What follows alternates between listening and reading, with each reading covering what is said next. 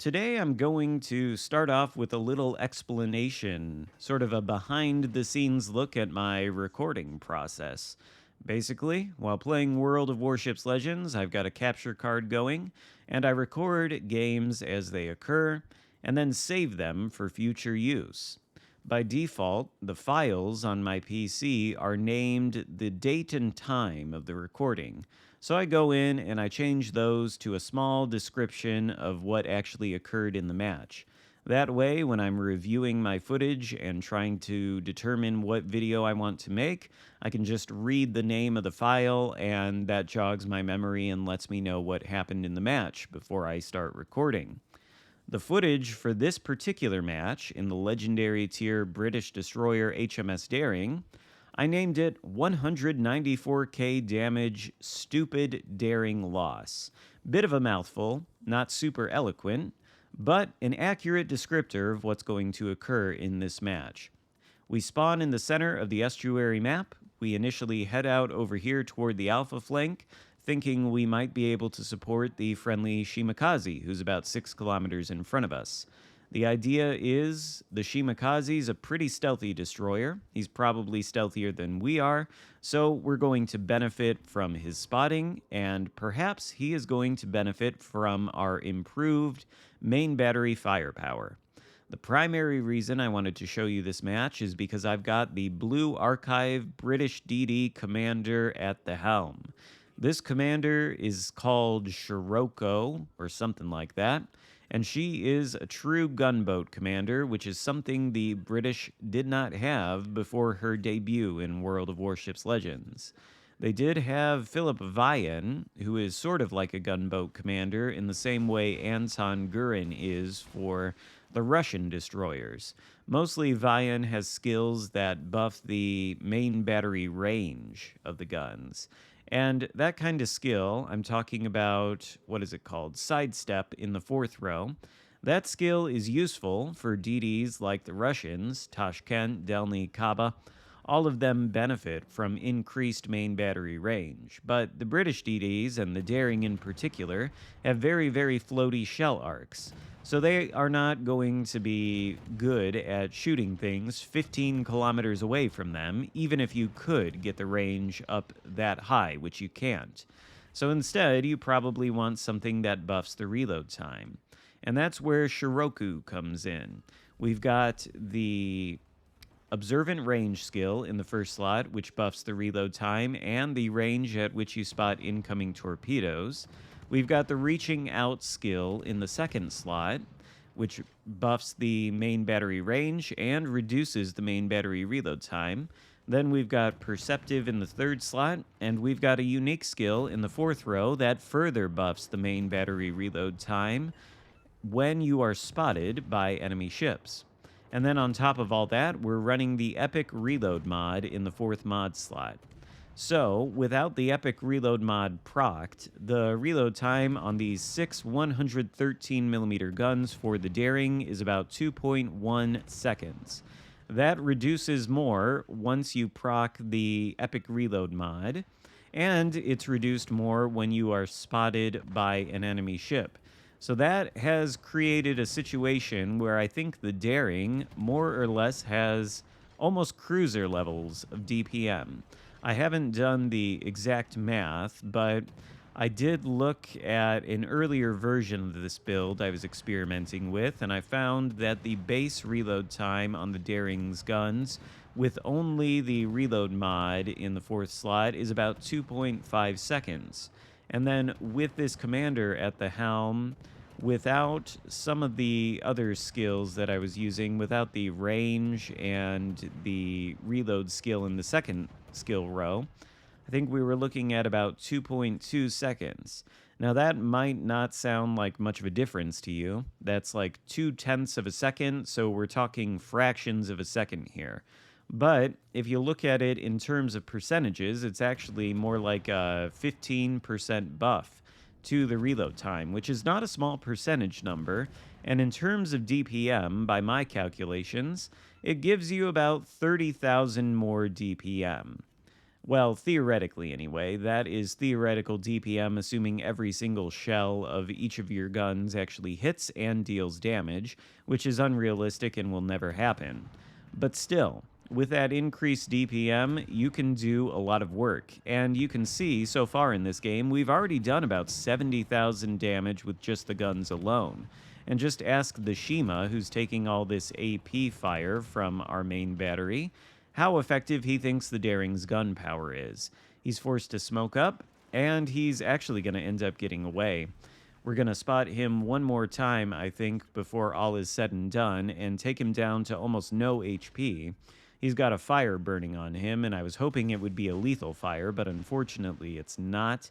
Putting torpedoes into his smoke screen. We're going to catch another glimpse of him here, but unfortunately we're not going to be able to take him out. And for whatever reason, the blue teammates I had that spawned with me and came out to this alpha flank are all deceased. For some reason, the enemy team has taken almost, actually, literally all of its battleships, minus one. No, actually, they're all there.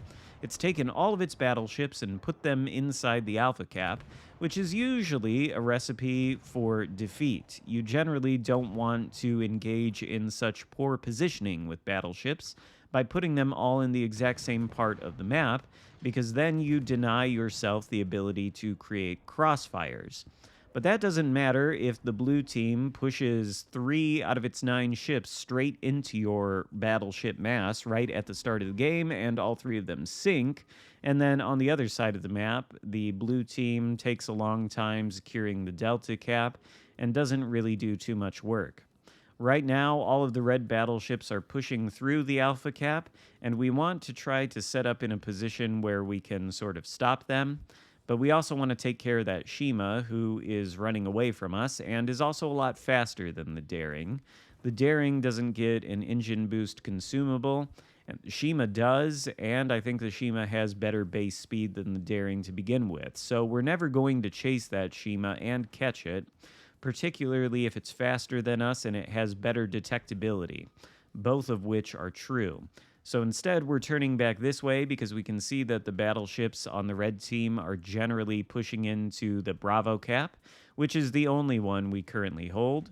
Our team is sinking very quickly, and we're going to try to post up here and do what we can to deal damage to these guys. The HE on the Daring, by the way, has, I think, a 7 or 8% fire chance, which doesn't sound like a lot compared to some other DDs in this game, but we're on our 8th fire so far, and there's more where that came from. In fact, before this match is over, we are going to get the Witherer medal, and we're over 100,000 damage now with just the guns in not even half the game time. There's still 7 minutes left on the clock. This one is going to be a horrific loss because our team just keeps dying too quickly, but I think it's a good demonstration of the Daring's awesome gun power, which almost feels cruiser level to me. There's the Witherer, and over 120,000 damage now. The Colombo is just getting lit on fire constantly from this steady stream of HE. And of course, as we saw against the Shimakaze, the British short-fused, improved pen angle AP is quite good, particularly against enemy destroyers where it gets full pens and deals even more damage than the HE does. It can, of course, be good against broadside ships of larger sizes, like cruisers or even battleships in some cases, but this HE is basically a little flamethrower with this kind of improved reload, and we're doing some good work with it. Unfortunately, Colombo is a crazy ship with 16 guns, and he smacked us pretty hard there, taking our HP down to 4,200. So we're basically on life support at this point. I'm waiting for the Shimakaze to run at me any moment and try and either torpedo me or finish me off with his guns. But the perceptive skill continues to point at these battleships, which are 10-ish kilometers away from us.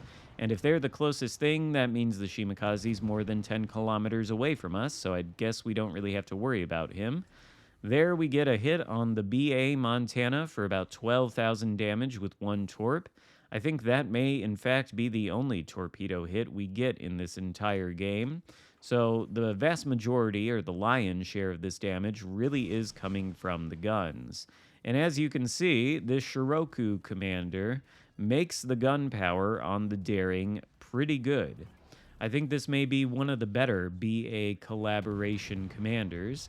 So if you can get past the distaste that you have for this collaboration, like I do, well, then you can probably enjoy some better gunpowder on the Daring and the rest of the British DDs. I've tried it out on the Lightning, but the Lightning doesn't have as fast-firing guns as the Daring has to begin with, so while the buff is noticeable, it's not quite as dramatic as I think you get on the Daring. Now, of course, the other choice for the Daring in terms of paid special commanders is that Warhammer 40k commander, who I affectionately just call Orc Boy, because I can never remember his name, and every time I look at it, I'm not 100% sure how to pronounce it. But he's got a unique skill that massively buffs the fire chance on the guns. He doesn't have anything that buffs the reload time, so you are stuck with the base 2.5 second reload, unless you use the Epic Reload mod and get the skill procced a number of times. Then you can reduce the reload that way, or maybe you could use Mordoff as an inspiration. But I think that fire chance might overall be somewhat better than just buffing the reload. I don't know, I'm not sure, because the last time I got 12 fires in a game like this with nearly 200,000 damage in the Daring, I was using Orc Boy. But at the same time, I've got nothing buffing the base fire chance on the Daring in this match. We've just got a much faster reload, and we do nearly 200k damage. We lose, of course. We lost right within the first couple of minutes of that match, but it is what it is. That's just World of Warships Legends. In any case, we get the High Caliber Medal and the Confederate, and over 2,000 XP on a loss, even without any enemy planes to shoot down, because this was a CV-free game. So I'd say this commander on the Daring, and the British DDs generally, has some potential. And if you're going to go after one, well, there's this one, and there's the American Battleship Commander. I think they might be the two best. So, I hope you enjoyed the video. If so, consider subscribing if you haven't already. Give the video a thumbs up, and I will see you next time. Goodbye.